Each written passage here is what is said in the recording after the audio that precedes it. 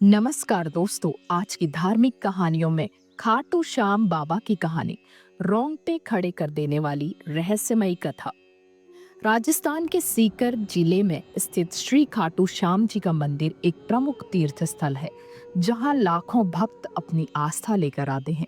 यहाँ हर वर्ग के लोग बड़ी संख्या में बाबा श्याम के दर्शन के लिए आते हैं। लेकिन क्या आप जानते हैं कि खाटू श्याम बाबा कौन थे और उनकी कहानी इतनी प्रसिद्ध क्यों है? आइए जानते हैं। बर्बरीक से खाटू श्याम तक का सफर। खाटू श्याम जी का असली नाम बर्बरीक था। महाभारत की एक प्रसिद्ध कथा के अनुसार बर्बरीक का सिर राजस्थान के खाटू नगर में दफनाया गया था। इसी कारण उन्हें खाटू श्याम बाबा के नाम से जाना जाता है।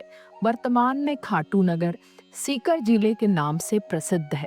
खाटू श्याम बाबा को कलयुग में भगवान कृष्ण के वरदान के चलते उन्हें श्याम नाम से पूजा जाता है। बर्बरीक का जन्म और बचपन। श्याम बाबा घटोत्कच और नाग कन्या मौरवी के पुत्र थे।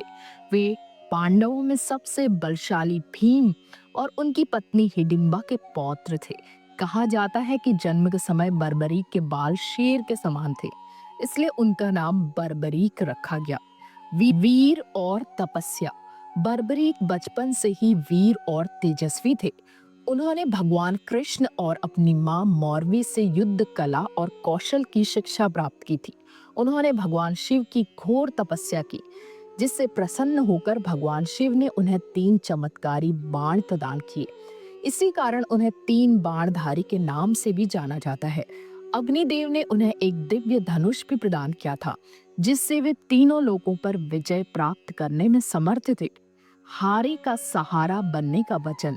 जब बर्बरीक को कौरवों और पांडवों के युद्ध की सूचना मिली, तो उन्होंने भी युद्ध में भाग लेने का निर्णय लिया।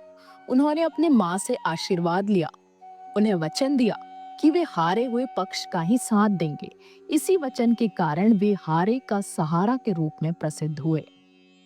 श्री कृष्ण की परीक्षा।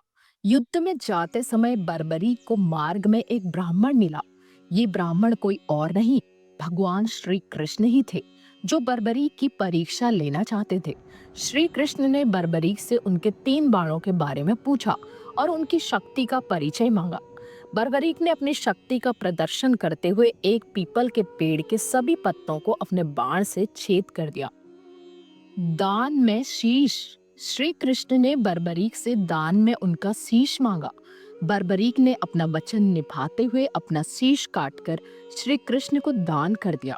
श्री कृष्ण ने उनके शीश को युद्ध भूमि के पास एक पहाड़ी पर स्थापित कर दिया, जहां से वे युद्ध का दृश्य देख सके। युद्ध का साक्षी और विजय का श्रेय। महाभारत युद्ध के बाद पांडवों में विजय का श्रेय लेने की बहस हुई। श्री कृष्ण ने बर्बरीक को युद्ध का साक्षी होने के कारण उनसे इस प्रश्न का उत्तर जानने के लिए कहा। बर्बरीक ने कहा कि इस युद्ध की विजय का श्रेय एकमात्र श्री कृष्ण को जाता है। खाटू श्याम के रूप में प्रसिद्धि। बर्बरीक के सत्य वचन से प्रसन्न होकर श्री कृष्ण ने उन्हें वरदान दिया कि कलयुग में वे उनके नाम से, श्याम नाम से प्रसिद्ध होंगे और उनकी पूजा की जाएगी। आज भी खाटू श्याम बाबा अपने भक्तों पर अपनी कृपा बनाए रखते हैं और उनकी मनोकामनाएं पूरी करते हैं। खाटू श्याम बाबा की कहानी हमें सिखाती है कि हमें अपने वचन का पालन करना चाहिए और सच्चे मन से भगवान का स्मरण करना चाहिए। उनकी महिमा अपरंपार है और वे अपने भक्तों के सदैव साथ रहते हैं। तो दोस्तों, ये थी आज की धार्मिक कहानी, बाबा खाटू श्याम की कहानी। तो जल्दी ही मिलते हैं एक नई धार्मिक कहानी के साथ। तब तक के लिए मुझे विदा दीजिए। धन्यवाद।